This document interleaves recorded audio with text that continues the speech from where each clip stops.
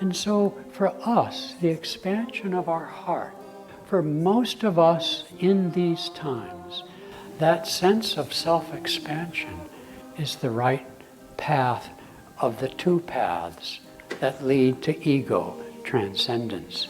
Children of this world, could not love by our own power. Morning and welcome, everyone.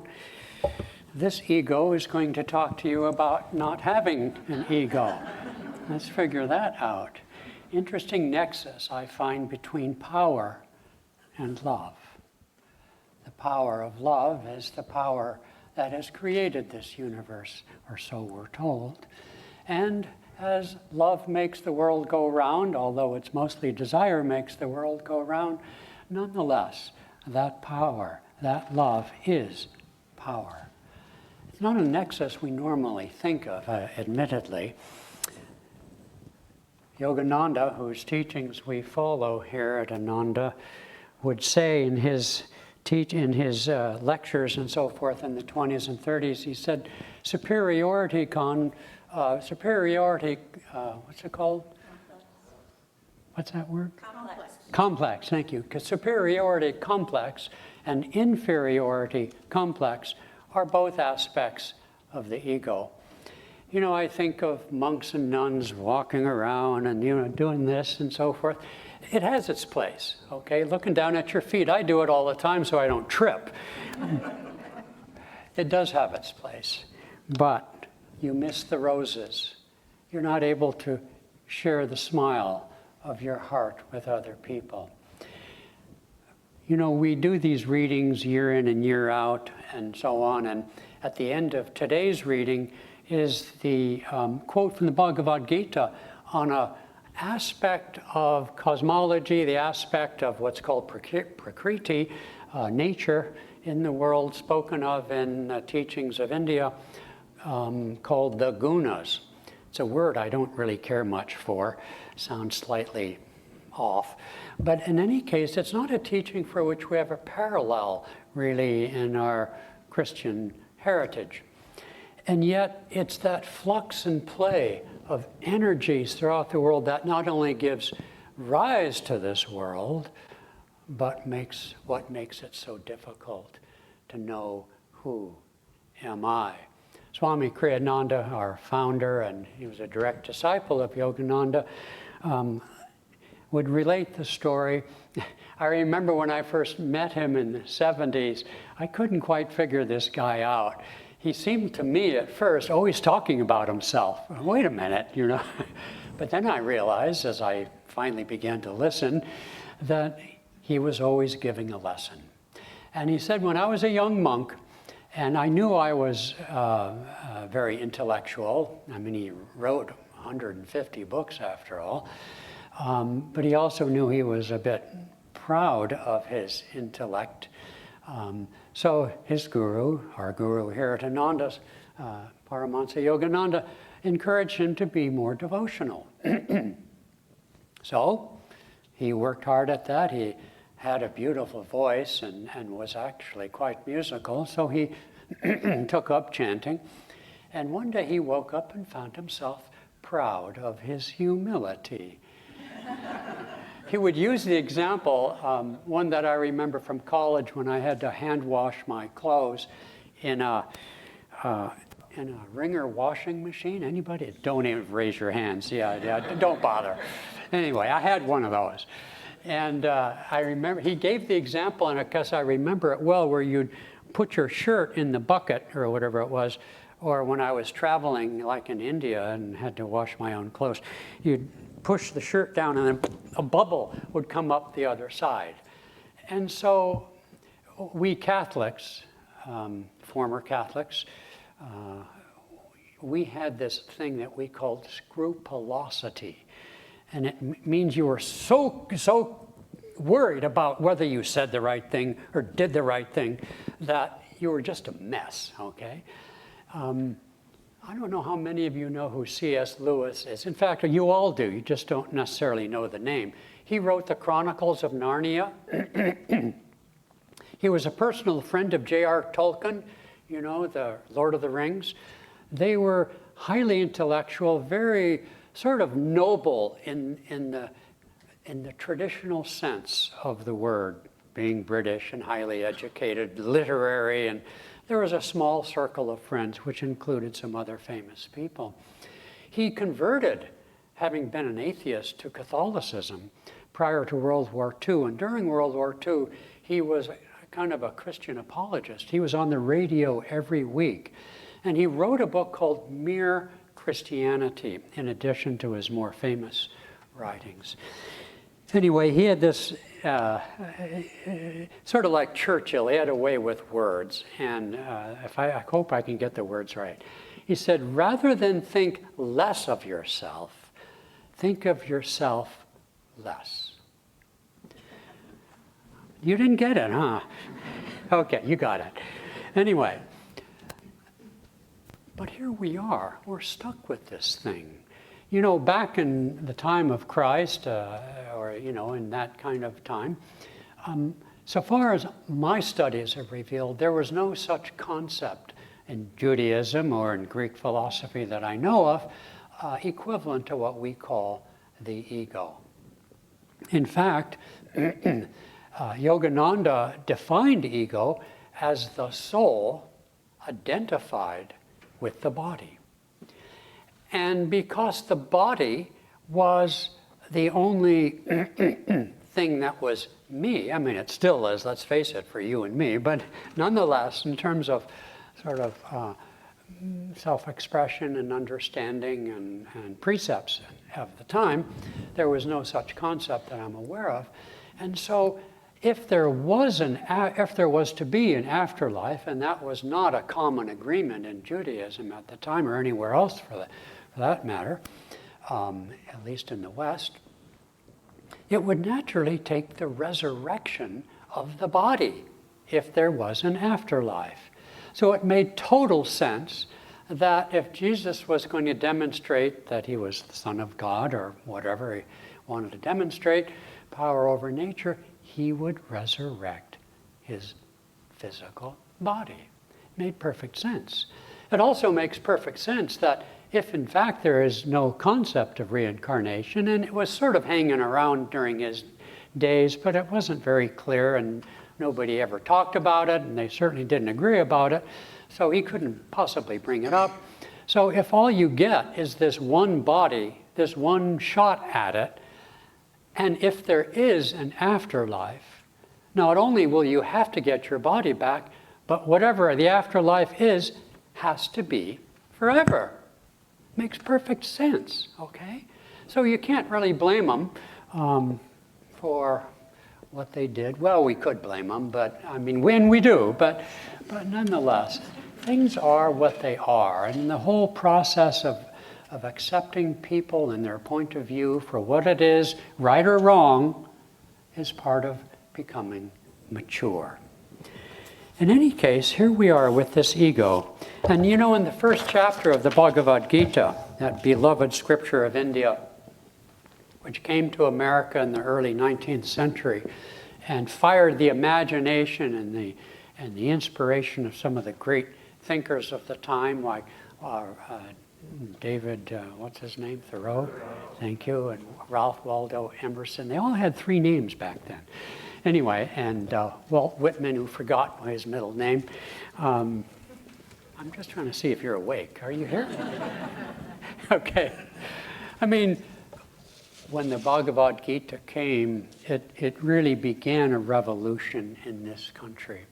I highly recommend the book American Veda by Philip Goldberg, because he traces the invasion of these precepts from the East.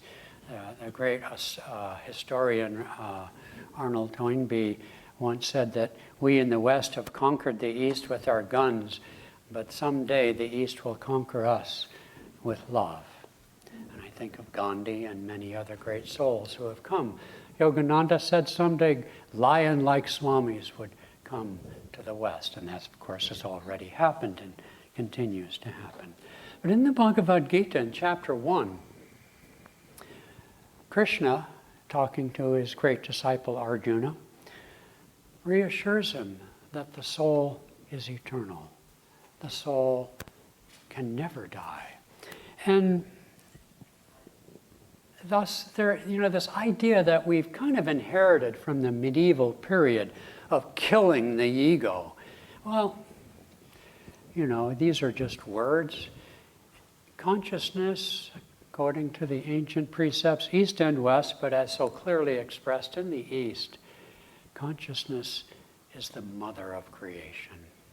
Consciousness is the infinite spirit. And although we can't imagine rocks playing chess or thinking about philosophical things, the intelligence that manifests in the creation from the lowest to the highest is itself an indication of that consciousness. Darwin in his evolution, a law of survival and reproduction. Sure, why deny it? It's so obvious.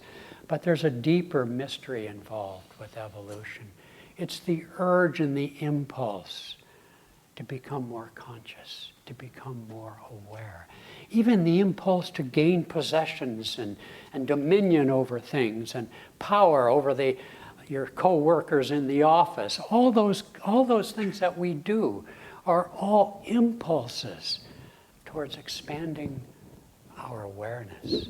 And so the ego, in a sense, can never die. But there are two great traditions, two great spiritual paths, if you will, towards that which is true. Who am I? Tattvamasi, aham brahmasi, thou art the infinite spirit. There are two paths, and the one path is the one a lot of us who grew up in more traditional faith traditions are quite familiar with. And it's the so-called killing of the ego. It's the self-abasement and so forth. But as I started off saying, inferiority complex is not really all that different than superiority complex. Interesting, because of the play of qualities and everything having to always balance, I've met a few braggarts in my life, and even a few who are meditators, and all they ever talk about is themselves. But when I got to know them a little bit, I saw the opposite side: depression, self-doubt. I love that thing of Mark Twain. He had so many great sayings, didn't he? The one I grew up with was, I've never had as cold a winter as a summer in San Francisco.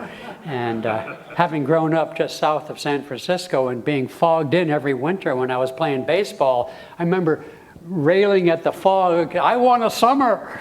And so I get that. But the other one that there's several that I enjoy. He said the problem, travel, he said, is a fool's paradise. Now, I love to travel, and we do pilgrimages, so never mind that part. But you see, it all has to balance, right? Travel is a fool's paradise because wherever I go, I'm there. And this is what we find, how many times, I've gone on many pilgrimages, and we're going here very soon, next month, to Southern California, to the places where Yogananda lived and taught. Very high vibrations in these places. He himself was a great pilgrim, if you've read his autobiography, where he would go to visit different saints and different holy shrines. Yes, there's a place for that.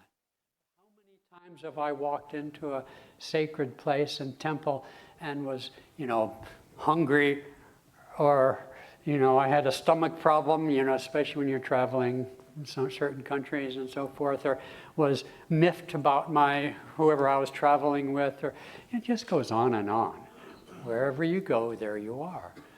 And so it's self-abasement doesn't really work. Self-effacement does. One of the characteristics of the American consciousness, I guess is the word, I can't think of the right one, is that sort of self-deprecating nature. Swami Kriyananda, our friend and founder, had that. In fact, he said, it's one of my flaws. I keep, looking down at my feet, so to speak, and so forth.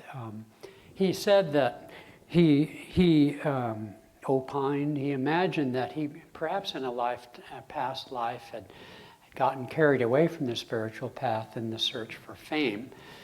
And so in the lifetime that we all knew him, he did everything he could to avoid it in some respects, and yet had a dharma to teach as his guru taught him. So he was often conflicted about that. But there it is. Sometimes we just have to do what we have to do. And that's what's so important for us to remember with other people.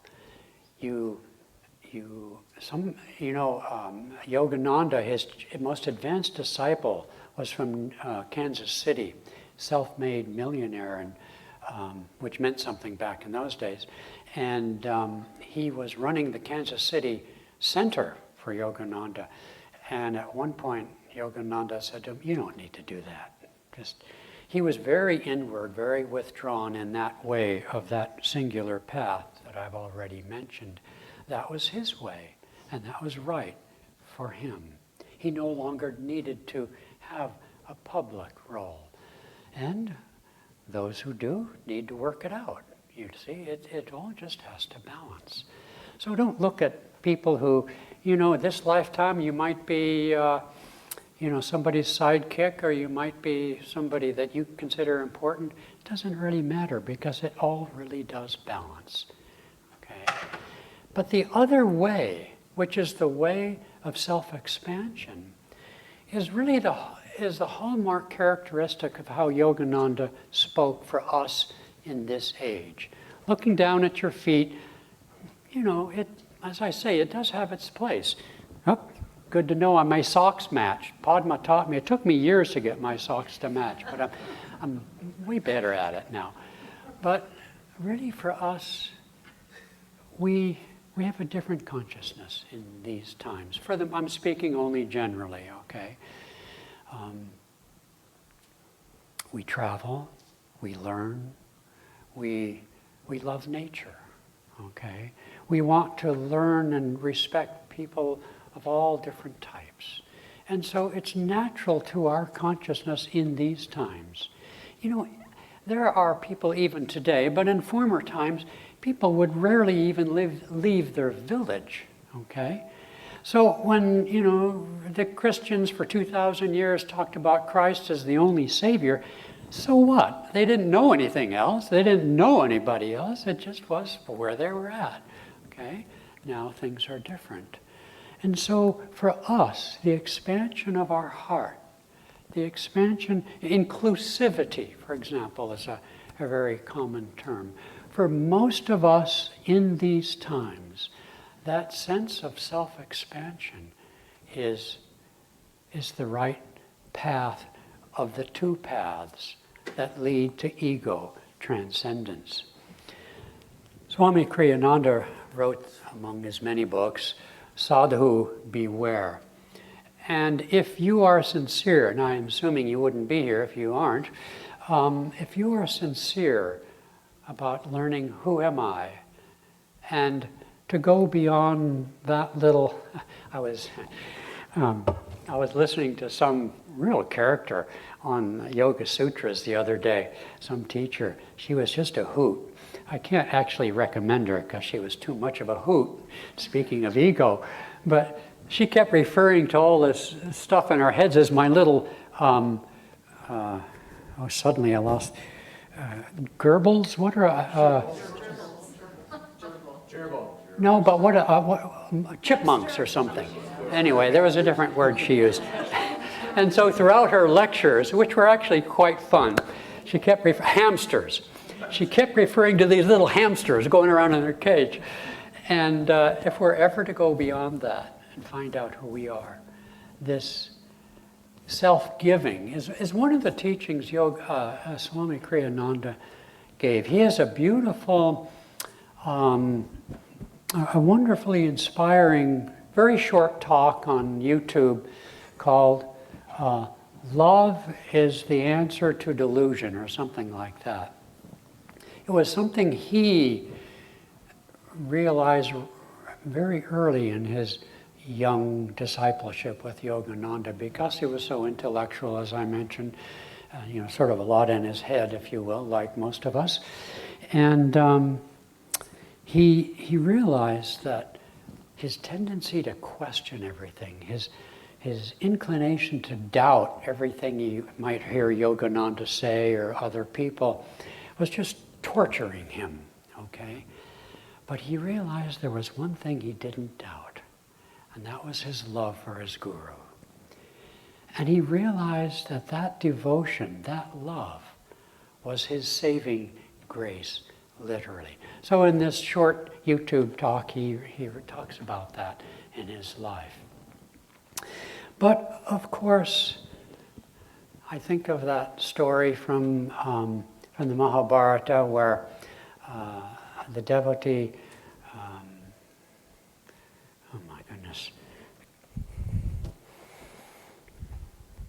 what's her name? Kundalini? Draupadi. When Draupadi, she's there with Krishna. She was a great devotee of Krishna. And Krishna says to her, you can sort of see this little smile on his lips or in his eyes, and he says, Draupadi, you should practice yoga. And she looks down at her feet, probably, I'm guessing, and she says, but Lord, how can I practice yoga? My mind is fixed on you. Well, if you can fix your mind on the Lord, then yes, you don't need yoga either. But I suspect most of us aren't quite there yet. And so we have the gift of yoga. In meditation, there are also two ways which parallel the self-effacement and the self-expansion, the two ways to transcend ego. Because on the spiritual path, and especially in the field of mindfulness, you hear a lot of talk about stilling the thoughts. Ever try it? Probably, no, you never tried it. Pretty impossible, huh? That monkey mind, to wrestle with him. But it is a valid path, okay? And in the path, typically called Jnana Yoga, more or less. And one of my first great teachers was Ramana Maharshi, and I visited his ashram in South India a couple of times. And I love that particular tradition, okay? Entering in, Padma and I in November are going to do our first silent retreat again after many years of the pandemic up at Heart Song, and only about 8 or 10 people can come. And this time we're just going to work with those who have taken Kriya initiation, because with a small group you want it to be intimate and go deep. But it'll be the first of many, many silent retreats. But coming to silence is not so easy. Arjuna asks Krishna in the Bhagavad Gita. He says, basically, is the path to the absolute, infinite, beyond all thought, all emotions, yogas, chitta, vritti, nirod. The state of yoga is from the cessation of all the restlessness of the mind into the still state of superconsciousness, of cosmic consciousness. Is that the path, Arjuna asks, or should I follow the path of devotion to thee? Krishna says both are valid paths, indeed. But for embodied beings, incarnate beings, the path of devotion is easier.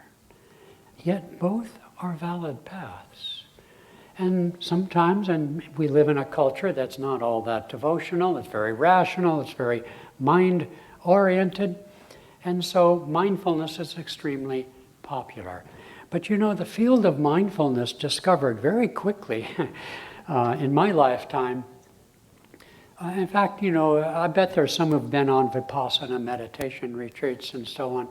But the basic thought of observing your thoughts alone, they discovered, well, actually a long time ago, but in modern times more recently, in the clinical studies of meditation, that it's not enough.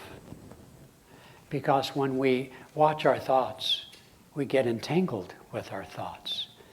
And so they learned quickly something that's been taught since ancient times in the Upanishads. The Hongsha Upanishad teaches something that is mentioned in the Yoga Sutras. Patanjali mentions that one of the most effective forms of meditation is to focus one-pointedly on one, he uses the word object, it sounds sort of intellectual, to focus on something rather than to try to empty your mind, which naturally doesn't empty at all, okay? I'm not saying it can't be done. You should try, actually. Come to a stoplight, rather than fuss and fume at the red light that's glaring at you, relax. Look up. You should, in fact, practice, each one of us, to still the mind. You know, the mind is a monkey, but monkeys are pretty smart. You can train monkeys, right? They can do all sorts of things. So train the monkey to be still and know, as it says in the Bible. It's just that, how long does that last? Right? Not very long.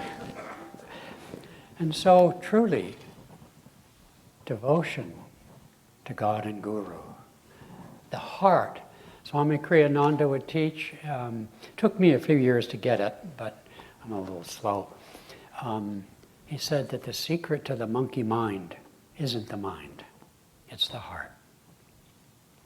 When the heart is calm, soft, open, and feels deep rivers of peace, the mind just says, oh, that's kind of nice. I like that. Let's be still.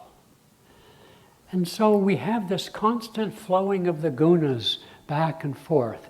It takes discipline of the mind to sit and meditate and resist the ego who doesn't like to meditate, okay?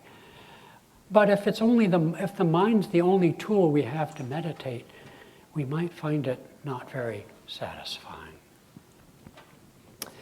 You can open your heart to nature. The object of your devotion is far less important than the devotion. One of the things Kriyananda said in my early days, when I was even more in my head than I am now, he said, dedication to truth is devotion. Okay? Dedication to your career, to your family, to anything is a form of devotion. Refining that form so that it's not so egocentric is the way out. I think it was Carl Jung, one of the founders of modern psychology, who made the comment. It goes something like this. To those who look outside themselves, they dream. To those who go within, they awaken. Because the game is inside. If you reflect calmly and mindfully on what's important throughout the day, it's all in your head. You know, when scientists tell us that 90-some% of the entire universe is invisible, are you kidding? Actually, that makes sense to me because I can't see much of it. But anyway, what they're saying is exactly the same as the rishis. Consciousness. That which is invisible. All the things that we have to do, most of us aren't fighting off snakes and tigers and stuff like that. Survival isn't generally, for most of us, at least not here today, our most important issue. And so, even if we're working with our body, with our hands, let's say, we're still using the mind. And so, when you turn within and you watch calmly, when you become more mindful, you are on the precipice of that awakening. You know, the Yoga Sutras talk about 4 stages of our meditation. The first is, we learn a technique and we close our eyes and we follow the technique. We're using our mind, in other words, to, breathe in, breathe out or whatever. Like my Jewish friend said, breathe in, breathe out. If you don't do that, you've got a problem. But in any case, so we use the reason to do what we want to do. We use the mind.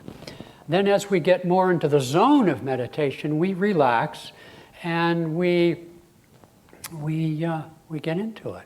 Okay, the mind can settle down. And then after we've had some settling of the mind, a little bubble of joy appears in our hearts, okay? Sort of I call it an invisible smile. When I go into seclusion and so forth, I feel like a beaming idiot because you just naturally smile. You can't help it. There's nobody around, you're in seclusion, but anyway. But when that's finished, that too ebbs and flows, and when it vanishes, all that's left are the ashes of your sacrifice, the vibhuti. It says in the Bhagavad Gita, he who enjoys the ashes of the sacrifice knows me as I am. And what is that? I am. What's left is pure awareness. And that's the doorway. I think of not Vivekananda, what was his guru? Ramakrishna Paramahansa. And he was an avatar, okay? So these are just stories that they do for us. But anyway, he was an avatar and he would have all these visions of Divine Mother as Goddess Kali. And he was plagued by these visions. No, okay. Just want to see if you're awake. And, but his guru, so-called, I don't think he needed a guru, but his guru came and sat down with him and said, you've got to go beyond Mother Kali. And he didn't really know what he meant because he was just in love with Divine Mother and so on. And he thought the poor, he picked up a piece of glass and he ground it into his point between his eyebrows. He said, kill Divine Mother. And he went beyond that into cosmic consciousness. So these are the basic stages that we go through towards transcendence.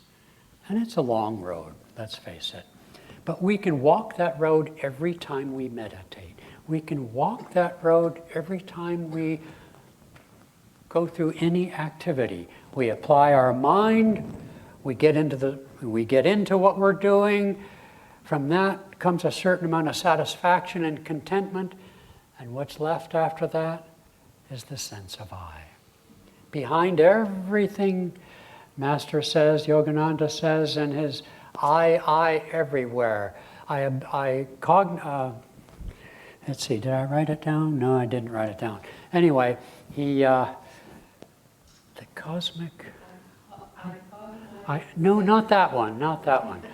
I cognize the center of the Imperium as a point of intuitive perception in my own heart. But no, in the poem Samadhi, he says, I, the cosmic sea, watch the little ego floating in me. Even a master has to have ego in the sense of operating the body. Sometimes Master Yogananda couldn't remember what body he was in and needed help even to walk around at times when he was in that. But ultimately, probably the most effective thing, as Sri Yukteswarji, the great Jnana Yogi, said, without devotion, one cannot take one step on the spiritual path. Okay, joy. Without devotion, one cannot take one step on the spiritual path. Grant us thy